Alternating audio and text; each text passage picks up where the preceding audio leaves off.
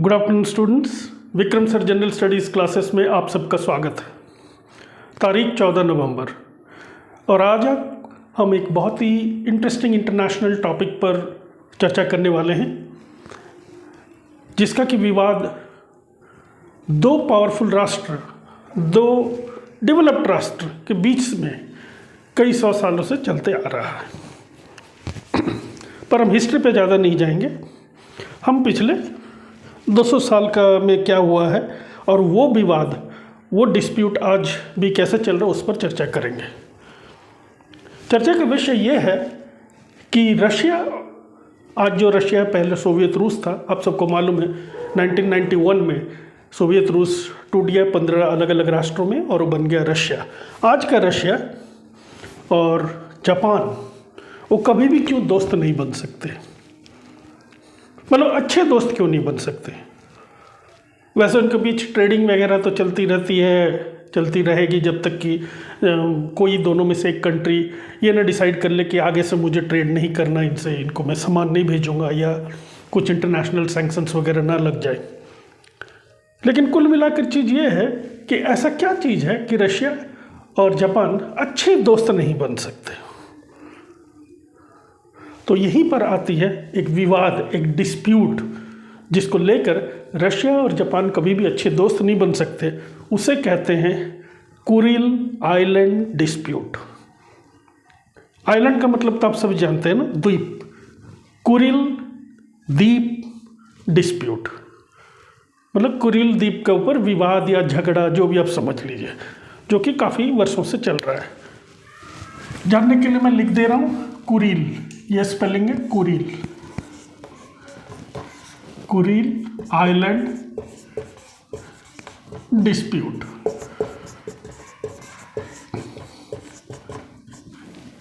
ये जो डिस्प्यूट है, ये दो बहुत ही इम्पोर्टेंट इकोनॉमिकली डेवलप्ड कंट्रीज़ के बीच में है।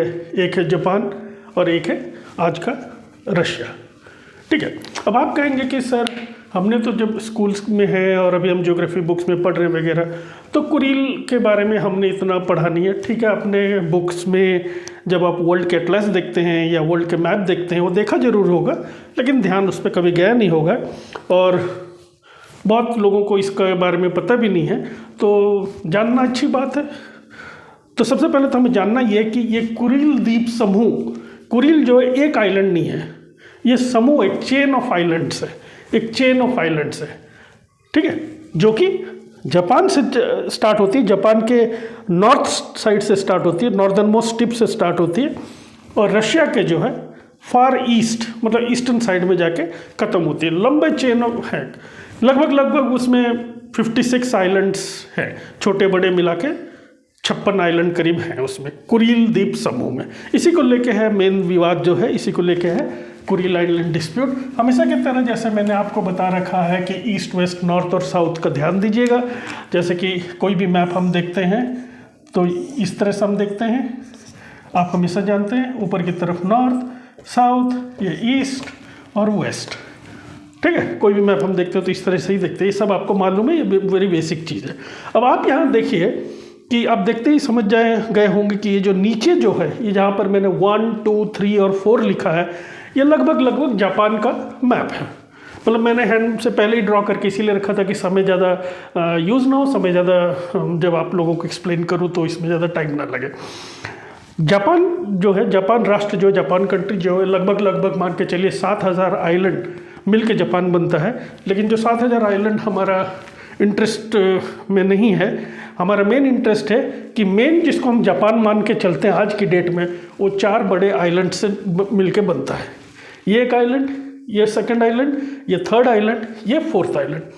डायरेक्शन का ध्यान दीजिएगा, ठीक है ना, ऊपर की तरफ नॉर्थ, नीचे की तरफ साउथ, राइट की तरफ ईस्ट, लेफ्ट की तरफ वेस्ट, ये ध्यान दीजिएगा। इसको मैं अभी मिटा देता हूँ। अब ये जो है, ये जो नंबर 1 जो हिस्सा है, एक तरह से आप देखिए ना कि मतलब जो जापान का जो मैप है, आप अगर देखिएगा भी आपके एटलस में या ग्लोब में, ठीक है ना, मैप है वो एक ड्रैगन की तरह दिखता है ना, एक ड्रैगन शेप्ड में, ऐसे करके ड्रैगन का गर्दन या ड्रैगन का बॉडी या ड्रैगन का पूंछ कुछ इस तरह से दिखता है। अब मैप में देखिए तो अब बड़े आसानी से जिनको जापान का मैप अगर मतलब अपने माइंड में ला सकते हैं इस टाइम में जब मैं आप लोगों को ये लेक्चर दे रहा हूँ, तब को रिलेट कर सकते हैं कि हाँ ये जापान की तरह ही दिख रहा है। अब ये जो नंबर 1 जो है, नंबर 1 ये आइलैंड, ये वाला जो बीच वाला आइलैंड जो है ये सबसे बड़ा है, ठीक है। और ये जो नंबर 1 आइलैंड है इसका नाम है होकाकाइडो, HOKAKAIDO, होकाकाइडो, ठीक है। याद रहेगा होकाकाइडो, यहाँ लिख दूँ।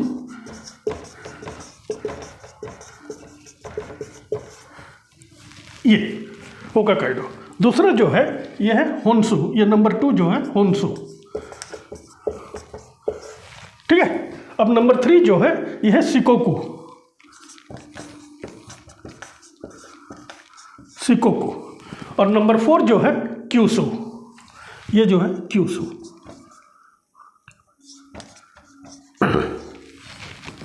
यानी कि आज की डेट में जो जापान है जिसमें कि मतलब मैक्सिमम आबादी जो रहती है, जापान की मैक्सिमम आबादी इन 4 द्वीपों में रहती है और ये 4 द्वीप मिलकर हम इसको जापान की तरह ट्रीट करते हैं। हालांकि जापान और भी आइलैंड हैं जापान में, लेकिन उसमें इतनी आबादी और इतनी जनसंख्या नहीं है। ये 4 है, होकाकाइडो, होन्शु, शिकोकु, क्यूशु, ठीक है।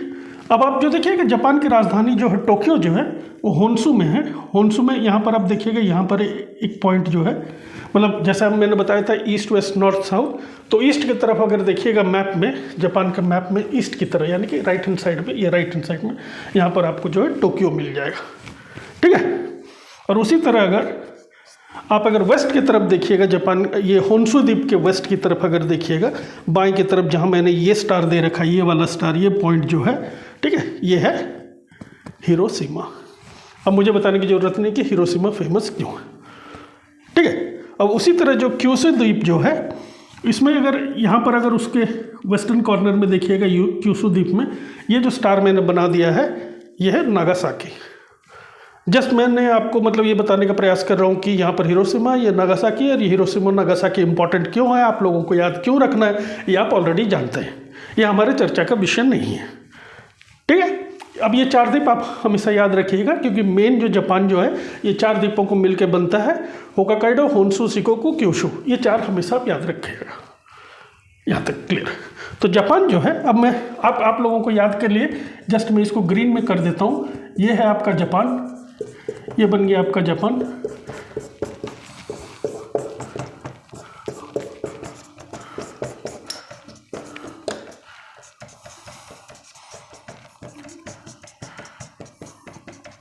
ये जापान जो ग्रीन एरिया है ये आ गया आपका जापान, ठीक है। अब जापान के नॉर्दर्न मोस्ट टिप, नॉर्थ का मतलब क्या मैंने बताया था, ऊपर, ठीक है। अब ये जापान है ऊपर मतलब कौन सा होगा, ये, यानी कि जापान के नॉर्थ में जो एरिया है वो कौन सा एरिया है, होकाकाइडो का एरिया है। कौन सा, होकाकाइडो का एरिया, ठीक है।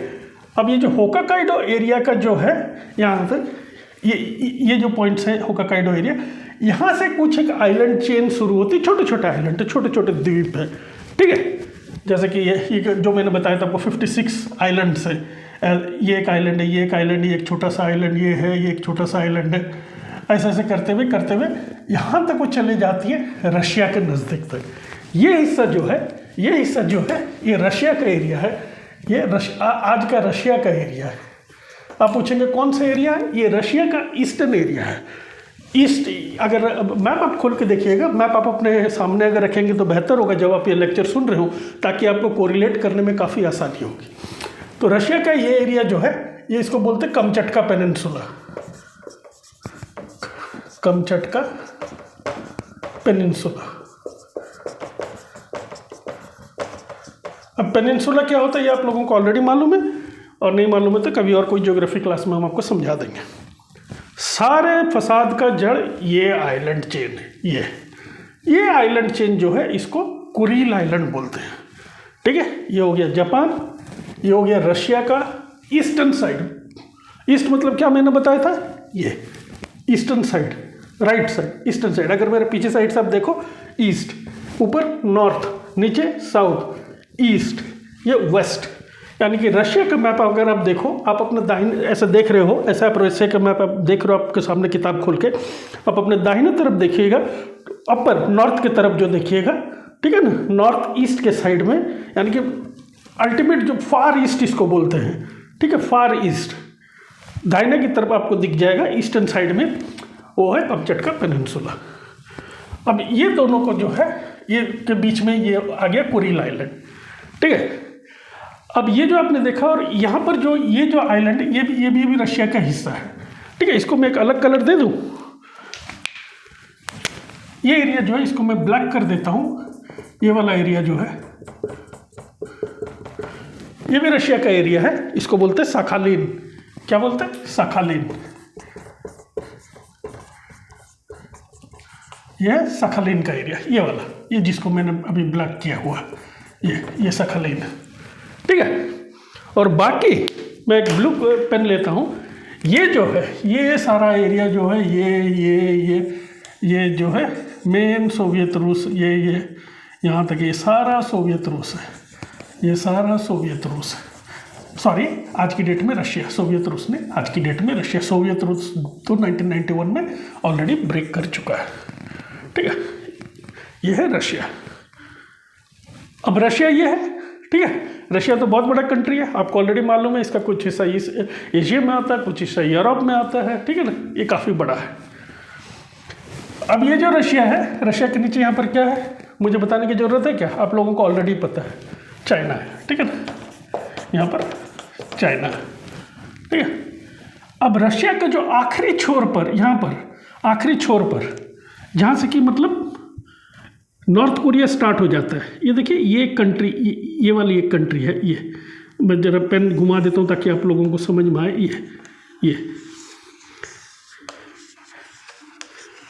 ये है नॉर्थ कोरिया, नॉर्थ कोरिया। और इसके नीचे जो है ये है साउथ कोरिया,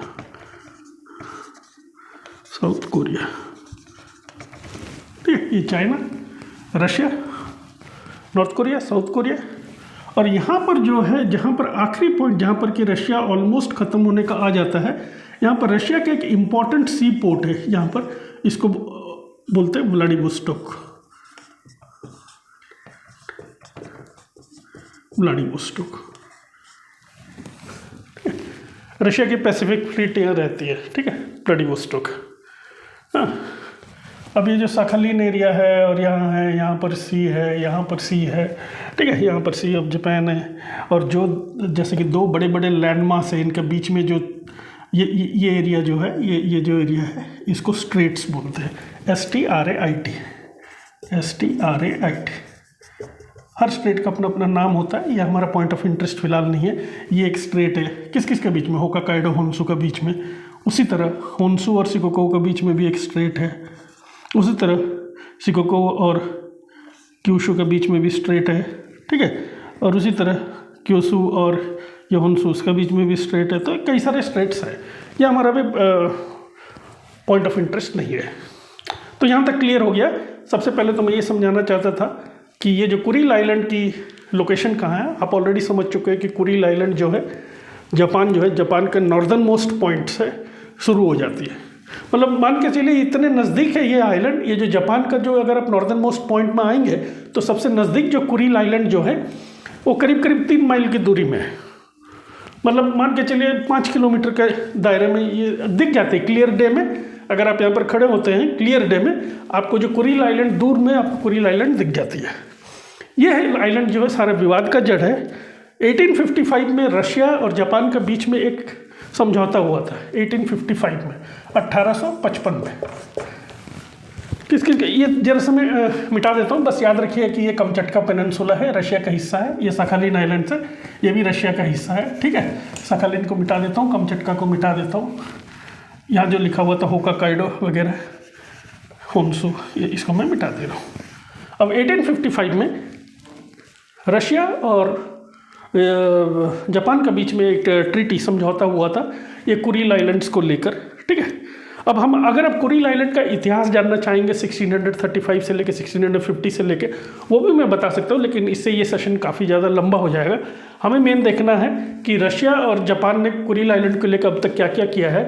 पहला तो चीज़ ये किया है कि 1855 में उन दोनों के बीच में एक संधि हुआ था, ट्रीटी हुआ था, जिसके तहत जो है ये जो पहले के जो 4 आइलैंड हैं, 1 2 3 4, ये आइलैंड देखिए ध्यान से, ये एक आइलैंड और ये जो मैंने ब्लैक ब्लैक में कर रखा और नीचे जो ब्लू ब्लू कर दिया, ये दोनों ने एग्री किया कि ये 4 आइलैंड तुम्हारे होंगे, यानी कि इस क्षेत्र में जो आइलैंड है ये जापान के होंगे और बाकी के जो आइलैंड जो है ये रशिया के होंगे। ठीक है, सब कुछ बढ़िया चल रहा था, ये बढ़िया चल रहा था। अब बाद में देखिए इनका एक वॉर भी हो जाता है, 1905 में वॉर होता है जापान और रशिया के बीच में। ठीक है ना, उसको रूसो जापानीज वॉर बोलते हैं। मैं अभी उसको भी डिस्कस नहीं कर रहा हूँ। रूसो जापानीज वॉर के दौरान रशिया देखिए कितना छोटा कंट्री, सॉरी जापान इतना छोटा कंट्री और रशिया इतना बड़ा कंट्री, वो वॉर जापान जीत गया था। वो वॉर के बाद जो है ये जो सखालिन जो है वो जापान ने कब्जा कर लिया था, बल्कि सिर्फ सखालिन ही नहीं, इधर का जो इसका ईस्टर्न साइड का मेजर एरिया जो है वो भी जापान ने कब्जा कर लिया था। उसको अभी फिलहाल हम लोग नहीं डिस्कस कर रहे हैं, हम लोग मेन फोकस करेंगे कुरिल आइलैंड डिस्प्यूट पर। ठीक, 1855 में ये समझौता हो गया। अब 1855 से लेके 1945 तक जापान का आधिपत्य इस पर था। ठीक, अब पहले कुरिल आइलैंड में कौन रहते थे, क्या रहते थे, ये पूरी हिस्ट्री में नहीं बता रहा हूँ। हालांकि इसका डिटेल चीज़ मैं आपको बता सकता हूँ, ये सेशन बहुत लंबा हो जाएगा। अगर आप चाहें तो आप मुझे कांटेक्ट पर्सनली कर सकते हैं, मैं आपको इसका पूरा और डिटेल बता सकता हूँ। फिलहाल तो मैं आपको वो बता रहा हूँ जो आपका एग्जाम से एंट्रेंस पॉइंट ऑफ व्यू से इंपॉर्टेंट होगा, जिसमें कि क्वेश्चंस आ सकते हैं, आपको पूछा जा सकता है। ठीक है, अब ये जो 4 आइलैंड है, ये 4 आइलैंड जो कि सबसे नॉर्दर्न मोस्ट टीप, जापान के नॉर्दर्न मोस्ट टीप के सबसे नज़दीक है, 1855 की संधि के अनुसार जो है ये अब जापान का आधिपत्य रहा, बाकी जो है रशिया का आधिपत्य रहा 1945 तक, 1945 तक। अब 1945 में क्या होता है, सन 1945 में जबकि द्वितीय विश्व युद्ध वर्ल्ड वॉर 2 चल रहा होता है, तो ये जो बड़े भाई लोग होते थे ना उस टाइम, कितने बड़े भाई होते थे? 3 बड़े भाई होते थे। कौन कौन? सोवियत रूस, उस टाइम तो सोवियत रूस था, यूनाइटेड किंगडम और United states of America. United states of America को उस टाइम लीडर कौन थे? यूनाइटेड स्टेट्स ऑफ अमेरिका के आप खुद बता दीजिएगा हमको याद करके, वॉर टाइम में कौन थे? फ्रैंकलिन डी रूजवेल्ट, रूजवेल्ट खाली याद रखिए। रशिया के कौन थे? यानी कि सोवियत रूस के स्टालिन, ठीक है, जो कि कम्युनिस्ट नेता थे। और यूनाइटेड किंगडम के चर्चिल। ये 3 बड़े भाई जो है उस टाइम जो है दुनिया का जो फ्यूचर के बारे में डिसाइड करते थे, वो डिसाइड करते थे कौन किसका क्या मिलेगा, किसको क्या नहीं मिलेगा। लगभग तब तक जो है ना, ये जो 1855 जो है तब तक ये तय हो चुका था कि, सॉरी मतलब 1945 में तय हो चुका था फरवरी मार्च के दौरान कि ये वॉर जो है मतलब जर्मनी बिल्कुल हार चुका है, हार ही गया है, समझ लीजिए ख़त्म है। अब क्या है, उस टाइम उन्होंने वो जो बुलाया गया, ये 3 बड़े भाइयों का मीटिंग होता है एक, उसको कॉन्फ्रेंस बोलते हैं। वो कॉन्फ्रेंस होता है याल्टा में। याल्टा आज के प्रेजेंट डे जो कहाँ पर मैं बताऊँ आपको, प्रेजेंट डे याल्टा जो है ये रशिया का, आप अगर वेस्ट साइड में देखिएगा, वेस्टर्न साइड में क्रीमिया के आसपास है, जो कि अभी रशिया ने कब्जा कर रखा है क्रीमिया के ऊपर। ठीक है, वहाँ पर एक कॉन्फ्रेंस हुआ था, तो जिसमें ये तीनों बड़े भाइयों ने ये डिसाइड किया कि अभी वॉर के बाद हर कंट्री में गवर्नेंस कैसे होगी, उनको मतलब उनको दोबारा से रीडेवलप कैसे किया जाएगा, ठीक है ना, इस तरह का चर्चा किया गया था। और उस दौरान जो है अमेरिका ने जो है रशिया को एक ऑफ़र दिया था। यह ऑफ़र दिया था कि देखो वार तो ऑलमोस्ट ख़त्म हो चुका है, जापान भी कभी ना अभी कुछ ही दिनों में ये भी मतलब मान जाए कि भाई मैं हार चुका हूँ। हालांकि तब तक किसी को बताया भी नहीं गया था कि एटॉम बम पर काम हो रहा है बोल के, क्योंकि देखिए वर्ल्ड वॉर 2 को ख़त्म करने में मेन हाथ रहा है ये एटॉम बम का। ठीक है ना, आप ऑलरेडी जानते हैं जो हिरोशिमा और नागासाकी जो मैंने बताया आपको, यहाँ हिरोशिमा या नागासाकी जो मैंने बताया जहाँ पर कि एटॉमिक बम गिराए गए थे, ये नहीं बताया गया था। तो लेकिन तय था लगभग कि ये तो वॉर मतलब ख़त्म हो ही जाएगा। तो अमेरिका जो है, अमेरिका हमेशा कूटनीति के तहत, अपने डिप्लोमेसी के तहत रशिया को ये बोलता है कि सुनो तुम एक काम करो, तुम जो है पैसिफिक वॉर में, अभी जो हम पैसिफिक में वॉर करेंगे बेसिकली जापान के साथ, तुम हमारा साथ दो और वॉर तो हम जीतेंगे, और जीतने के बाद पूरा कुरिल आइलैंड तुम्हारा और सखालिन भी तुम्हारा, सब कुछ जैसे तुम ये सब हम तुमको दे देंगे, पूरा कुरिल आइलैंड दे देंगे। फिलहाल हम कुरिल आइलैंड पे फोकस करें। तो रशिया को ये अच्छा अपॉर्चुनिटी लगा, भाई ठीक है। तो रशिया ने क्या हुआ, तब जाके इनको पैसिफिक की लड़ाई में अमेरिका का साथ दिया। और अमेरिका का क्या था कि देखो, अगर रशियन फौज हमारे साथ मिल के लड़ती है, एक तो हमारी कैजुअलिटीज़ कम होंगी, यानी कि हमारे फौज कम मरेंगे। हर कोई अपने अपने मतलब के लिए, मतलब ये जब वर्ल्ड वाइड डिप्लोमेसी जो है, ये बहुत ही कूटनीति बहुत ही कॉम्प्लिकेटेड चीज़ है। खैर, तो उन्होंने उसका साथ दिया। अब बाद में आपको पता है कि वर्ल्ड वॉर जो है ख़त्म हो जाता है। हिरोशिमा नागासाकी पे जो एटॉम बम गिरती है, जापान सरेंडर कर देता है, और उसके बाद जो है वर्ल्ड वॉर ख़त्म हो जाती है। अब हो गया वर्ल्ड वॉर ख़त्म। वर्ल्ड वॉर ख़त्म जो हो गया, अब वर्ल्ड वॉर ख़त्म होने से पहले की बात बता रहा हूँ, जो फरवरी की बात मैं आपको बता रहा हूँ, यानी कि 1945 के फरवरी की बात है, जब कि अल्टा कॉन्फ्रेंस जो बुलाया गया था, ऑलरेडी मैं आपको बता चुका हूँ। उसके बाद वर्ल्ड वॉर 2 ख़त्म होने के बाद सन 1951 में, 1951 में, ठीक है, 1855 में क्या हुआ था, सिमोदा का ट्रीटी साइन हुआ था, ट्रीटी ऑफ सिमोदा। ट्रीटी ऑफ सिमोदा बोलिए जो भी बोलिए, ट्रीटी ऑफ सिमोदा साइन हुआ था 1855 में, ठीक है। अब 1951 में जो है ये सैन फ्रांसिस्को एग्रीमेंट किया जाता है। कोई भी वॉर जब कहीं ख़त्म होती है, कभी भी, मतलब कभी भी कहीं कोई 2 कंट्रीज़ के बीच में वॉर होता है, वॉर ख़त्म हो जाती है, तो उसके बाद एक एग्रीमेंट किया जाता है, जो कि उस एग्रीमेंट में फाइनलाइज होता है। देखो भाई, हमने तुम्हारा इतना टेरिटरी जीता था, तो हम इतनी तुम्हें वापस कर रहे हैं, इतनी हम अपने पास रख रहे हैं, या जो भी टर्म्स एंड कंडीशंस पूरे अच्छी तरह से वहाँ मेंशन किए जाते हैं, ठीक है। अब ध्यान दीजिएगा, जब याल्टा कॉन्फ्रेंस हुआ था 1945 में, उसमें रशिया शामिल था। उसमें मैंने बताया था ना, 3 बिग ब्रदर जो है शामिल थे उसमें। अब 1951 में जब सैन फ्रांसिस्को एग्रीमेंट हुआ था, San Francisco peace agreement, San Francisco peace agreement हुआ,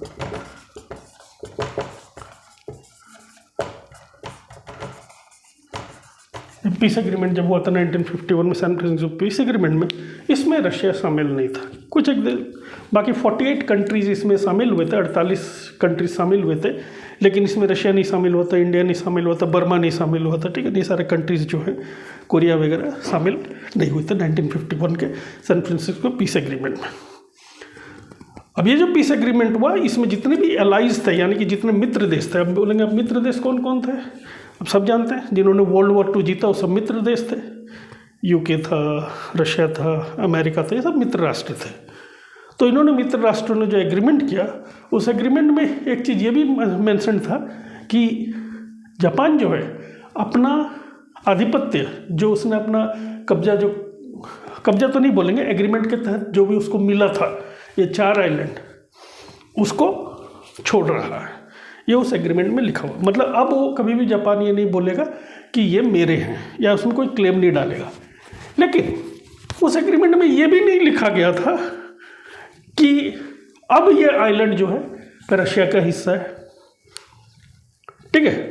अब मुंह के बातचीत के अनुसार अब वॉर जीत गया जाता है, तो अमेरिका ने बोला कि भाई रशिया को ये तुम्हारे आइलैंड ले लो, तुम अपना कब्जा कर लो। रशिया ने तो अपना कब्जा कर लिया। ये सब आइलैंड के लिए उसको दिक्कत नहीं थी, मेन दिक्कत थी रशिया को ये 4 आइलैंड के लिए, जो कि जापान के कंट्रोल में था। अब रशिया ने यहाँ कब्जा कर लिया इन 4 आइलैंड के ऊपर। कब्जा करने के बाद क्या होता है, यहाँ से जितने भी जापानी लोग थे, करीब करीब 17,000 जापानी लोग थे, उनको वहाँ से डिपोर्ट कर देते हैं और अपने रशियन लोगों को ला के यहाँ पर बैठाया जाता है, ठीक है। बिल्डिंग्स वगैरह यहाँ बनने लग जाती हैं। तो मतलब ये दिखाना है कि इस पर अब हमारा कंप्लीट कंट्रोल है। तो वो जो एग्रीमेंट जो था सैन फ्रांसिस्को एग्रीमेंट, उसमें ये नहीं मेंशन था कि अब रशिया का सोवरेंटी इन आइलैंड में है। सिर्फ ये लिखा गया था जापान जो है अपना जो कंट्रोल जो है कुरिल आइलैंड पे अब नहीं रखेगा, कभी बोल नहीं सकता कि कुरिल आइलैंड मेरे हैं, ठीक है। लेकिन रशिया का हो जाएगा बोल के मेंशन नहीं था। यही तो झमेला का कारण हो गया ये। अब रशिया बोलता है कि हमको तो लीगली ये मिला है, क्योंकि इसके बारे में तो बातचीत ऑलरेडी याल्टा कॉन्फ्रेंस में हो चुकी थी, हमको उसके तहत मिला है। अब 1945 के बाद से इस पे जो है कब्जा जो है रशिया ने कर रखा है, ठीक है। अब आप बोलोगे कि रशिया तो सर इतना बड़ा है, छोटे 4-4 आइलैंड को इतना कब्जा करने की ज़रूरत क्या है। अब ये जो 4 आइलैंड जो है इनका नाम देखिए याद रखना इतना ज़रूरी नहीं है, लेकिन फिर भी अगर आप याद रखना चाहते हैं तो ये आइलैंड का नाम जो पहला वाला आइलैंड जो है ये, इसका नाम क्या है? कुनासिर, KUNASHIR, कुनासिर, याद रखिएगा। तो इसका नाम इटुरूप, ITURUP, इटुरूप, कुनासिर, इटुरूप, ये 2 बड़े आइलैंड है, कुनासिर, इटुरूप। और ये जो छोटे आइलैंड, 2 जो छोटे छोटे आइलैंड है, हाबोमाई नाम है इसका, HABOMAI, हाबोमाई, और इसका नाम जो है सिकोटिन, सिकोटान, SHIKOTAN, ठीक है, सिकोटान, हाबोमाई, सिकोटान, कुनासिर, इटुरूप, ये 4 आइलैंड। नाम याद रखो तो ठीक, ना याद रखो तो भी ठीक, वैसे मैंने आपको बता दिया ये 4 आइलैंड। अब रशिया के कंट्रोल में ये 4 आइलैंड आ चुके थे। अब कई बार जापान ने प्रयास किया कि रशिया के साथ कुछ बातचीत वार्तालाप शुरू हो, ताकि ये जो है हमारे जो पुराने जो समझौता जो था ट्रीटी ऑफ शिमोदा के तहत 1855 में, उसको मान्यता दिया जाए और हमें ये मिले। लेकिन रशिया जो है अब वो ये चीज़ जगह एरिया छोड़ने वाला नहीं है, और ना ही वो छोड़ना चाहता है, बिल्कुल नहीं छोड़ना चाहता है। और जापान की चिंता की बात यह है कि ये जो आइलैंड्स जो हैं ये जापान के बहुत ही नज़दीक है। और प्रॉब्लम तो तब से ज़्यादा शुरू हो गई है जब से क्या है, रशिया ने यहाँ पर मिलिट्री इंस्टॉलेशन बिल्डअप करना शुरू कर दिया, यहाँ पर अपना मिसाइल डिफेंस सिस्टम लगाना शुरू कर दिया, यहाँ पर बिजनेसमैन लोगों को जो है छूट देना शुरू कर दिया कि भाई तुम यहाँ बिजनेस करो, हम तुमसे ना तो लैंड टैक्स लेंगे, ना प्रॉपर्टी टैक्स लेंगे, ना तुमसे इनकम टैक्स लेंगे, हम तुमसे कोई टैक्स ही नहीं लेंगे, अगले 20 साल तक नहीं लेंगे टैक्स, करो तुम यहाँ बिजनेस। अब आप कहोगे कि सर ये छोटी छोटी जगहों में क्या बिजनेस हो सकता है? कुछ भी तो नहीं हो सकता, लोग ही कितने हैं, यही तो है। ये दोनों जगह जो है ना, इस एरिया में जितना ये जो समंदर है, यहाँ दुनिया की सबसे ज़्यादा और बेहतरीन मछली यहाँ पर पाई जाती है, ठीक है। और रशिया, अगर आप कहोगे कि सर ये जगह क्यों नहीं छोड़ना चाहता, कई कारण है इसके क्यों नहीं छोड़ना चाहता। रशिया की जो ये जो व्लादिवोस्टॉक में जो फ्लीट है, पैसिफिक फ्लीट, ये जो पैसिफिक ओशन में आने के लिए उसका रास्ता ही यही है।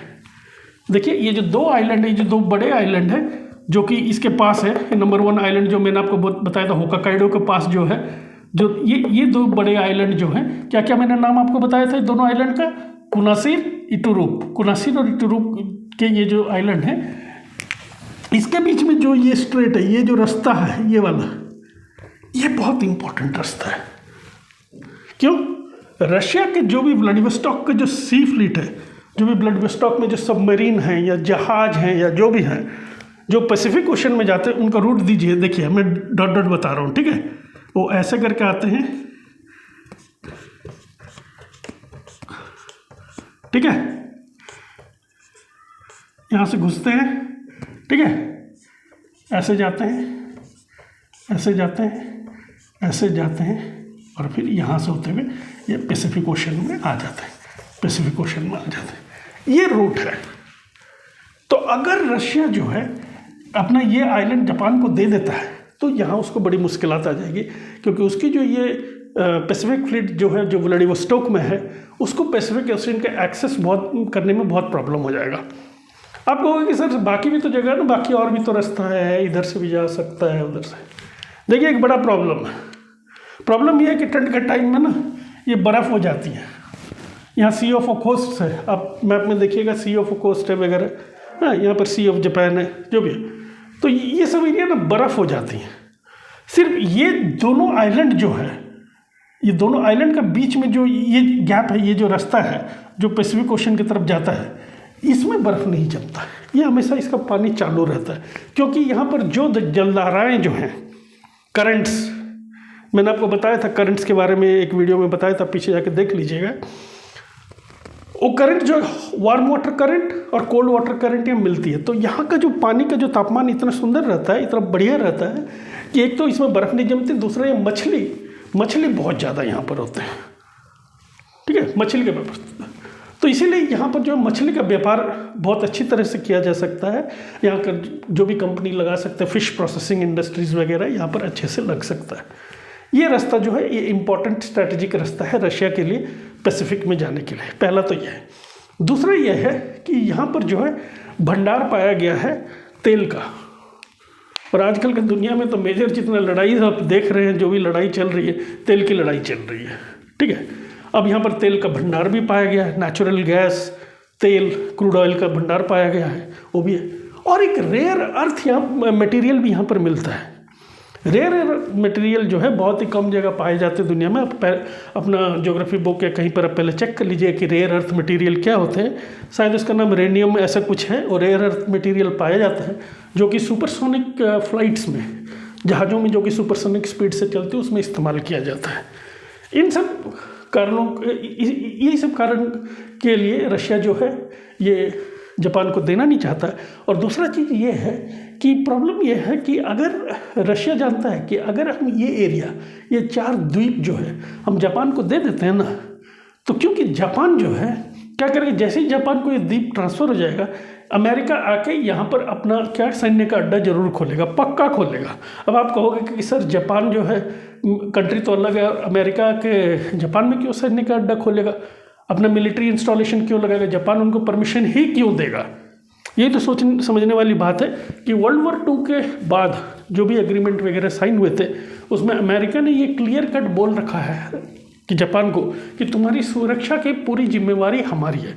जिस तरह इंडिया जो है भूटान की सुरक्षा की गारंटी लेता है ना, इंडिया जो है भूटान की सुरक्षा की गारंटी लेता है। कल को भूटान के ऊपर अगर कोई आक्रमण होता है तो इस तरह देखा जाएगा कि वो इंडिया के ऊपर आक्रमण है। सेम चीज़ जापान के साथ है। अगर जापान के ऊपर कोई आक्रमण होता है तो America, United states of America मानेगा कि ये मेरे ऊपर आक्रमण है, तो वो क्या करेगा, जापान के तरफ से वो जो भी एनिमी कंट्री है उससे लड़ाई करेगा। जापान के कई मिलिट्री बेसेस अमेरिका में आज भी हैं। प्लस जापान की जो है ना कॉन्स्टिट्यूशन, उसको बोलते हैं pacifist constitution, PACIFIST, pacifist constitution. Pacifist constitution ये मानता है कि कोई भी अगर उनका इंटरनेशनल डिस्प्यूट वगैरह वो हो तो लड़ाई के माध्यम से, लड़ाई का तरीका वो कभी अपनाएंगे नहीं, वो हमेशा डायलॉग से ही उसको सुलझाएंगे, डिप्लोमेटिक टॉक से सुलझाएंगे। ये उनका कॉन्स्टिट्यूशन में ही वर्णित है। अनुच्छेद 9, आर्टिकल 9 जापानीज कॉन्स्टिट्यूशन में ये ऑलरेडी वर्णित है कि वो लड़ाई की तरफ कभी वो अग्रसर ही नहीं होंगे, मतलब वो कभी भी ऑफेंसिव नहीं होंगे, कभी लड़ने ही नहीं। और डिफेंसिव के लिए तो अमेरिका उनके साथ ऑलरेडी है, और रहेगा ही। एग्रीमेंट ऐसे ही बनी हुई है कि अमेरिका उनको हमेशा प्रोटेक्ट करेगा। ठीक है, यहाँ तक क्लियर हो गया। तो इसी कारण जो है रशिया जो है ये एरिया छोड़ना नहीं चाहता है। अब आगे देखिए, आगे चल के क्या होने वाला है, अब इसका तो अभी तो हम कुछ बता नहीं सकते, क्योंकि ये प्रॉब्लम तो बहुत दिन से चल रही है। अब यही चीज़ है।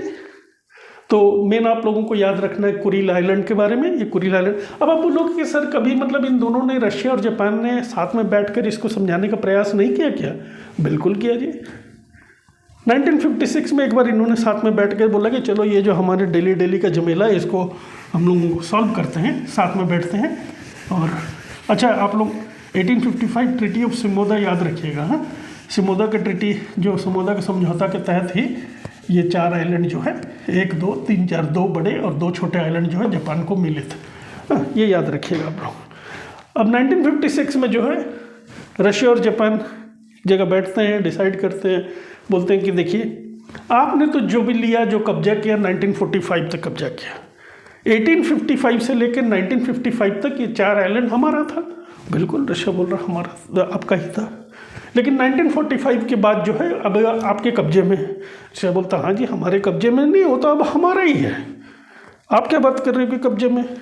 कब्जे वाली तो कोई सीन ही नहीं है, हमारा है, लीगली हमारा है, हमें दिया गया था। याल्टा कॉन्फ्रेंस में इसकी बातचीत हो चुकी थी, क्योंकि उस टाइम जो दुनियादारी जो ना ये 3 बड़े भैया ही निपटाते थे।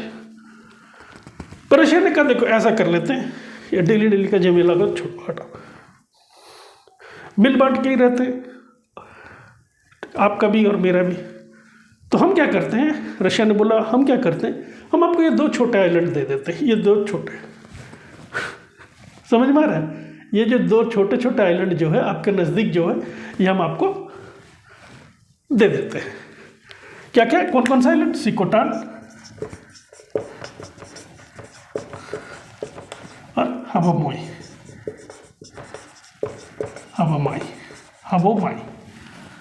सिकोटान। रीजन का कि जी हम आपको ये दे देते तो। अब देखिए कुछ हद तक तो जापान मान भी लेता है, लेकिन जापान के लोगों ने कहा ऐसा कैसे हो सकता है? ये 2 छोटे आइलैंड आप हमें दे देते हो, और बाकी के 2 बड़े आइलैंड आप अपने पास रख लेते हो। ये तो कमाल की बात है। दूसरी चीज़ आप जानते हैं क्या मजाक कर रखा है? मजाक ये है कि ये जो 4 आइलैंड को अगर आप 100% में मान के चलो कि 4 आइलैंड 100% है, 100% है, तो ये 2 आइलैंड का क्षेत्रफल एरिया जो है सिर्फ 7% है, सिर्फ 7% है। ये 2 आइलैंड का जो क्षेत्रफल है ओनली 7%, यानी कि 93% का लैंड एरिया किसमें है? 93% जमीन ये 2 आइलैंड में, ये 93%। अब आप बताइए यार, ये कोई बात होती है? मतलब कैसे हो सकता समझौता है? अब रशिया तो बोल रहा है कि नहीं, हम बहुत मतलब उन्नत विचार वाले हैं, और देखिए हम चाहते हैं आप भी खुश रहो, हम भी खुश रहे, हम दोनों में मन मुटाव ना हो, हम दोनों के डिप्लोमेटिक रिलेशन अच्छी बनी रहे, हमारी दोनों के बीच में अंतर्राष्ट्रीय ट्रेड अच्छा चलता रहे, फ्रेंडशिप रहे, लाइफ टाइम फ्रेंडशिप रहे। तो लेकिन आप ये 2 छोटे आइलैंड मतलब 7% जमीन, कमाल है भाई, मतलब हद हो गई यार, ये क्या बात हो गई?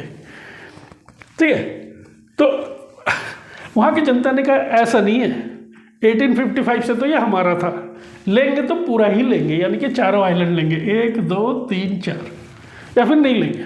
7% लेके हमने करना क्या है? तो ये समझौता हो नहीं पाया।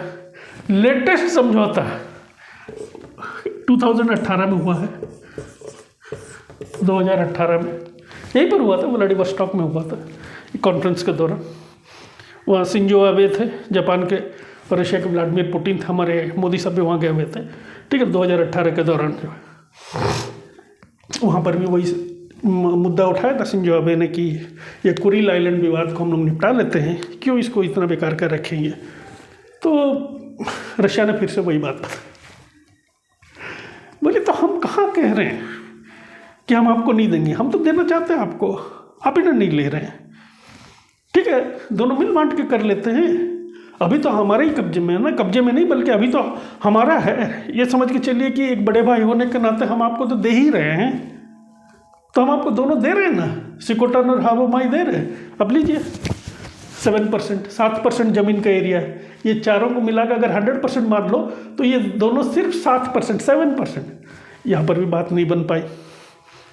अब रशिया जानता है अच्छी तरह से कि ये जापान जो है 7% थोड़ी लेके क्या करना है, लेकिन प्रॉब्लम तब से ज़्यादा शुरू हो गई है जब रशिया यहाँ पर अपना मिलिट्री इंस्टॉलेशन लगाने शुरू कर दिया है, और जब यहाँ बिल्डिंग्स वगैरह बनाना शुरू कर दिए हैं, और रशिया यहाँ पर बिजनेसमैन को एडिशनल बेनिफिट्स दे रहा है, टैक्स बेनिफिट्स दे रहा है, जो कि जापान रिजेंट कर रहा है। क्योंकि कायदे से देखिएगा तो देखिए 1855 से जापान का आधिपत्य था, और करंट जो जियोपॉलिटिक्स के हिसाब से देखिएगा, current world state of affairs के हिसाब से देखिएगा तो रशिया जो है वो नहीं चाहता इसको छोड़े, क्योंकि वो जानता है कि ये एरिया जो है, ये एरिया उसके कंट्रोल में रहेगा, तभी उसका जो है पैसिफिक का तरफ का जो जाने का जो रास्ता जो है खुला रहेगा हमेशा। क्योंकि यहाँ का पानी जो है कभी फ्रीज नहीं होता, बर्फ़ नहीं बनता यहाँ का पानी। यहाँ ऑलरेडी मैं आपको बता चुका हूँ क्यों बर्फ़ नहीं बनता, क्योंकि वहाँ यहाँ पर गर्म पानी का भी करंट है और ठंडे पानी का भी करंट है। गर्म और ठंडा पानी का करंट जो मिलता है तो यहाँ पर मछलियाँ बहुत होती है, और ये कभी फ्रीज नहीं होता है। यानी कि रशिया विंटर हो चाहे कुछ भी हो,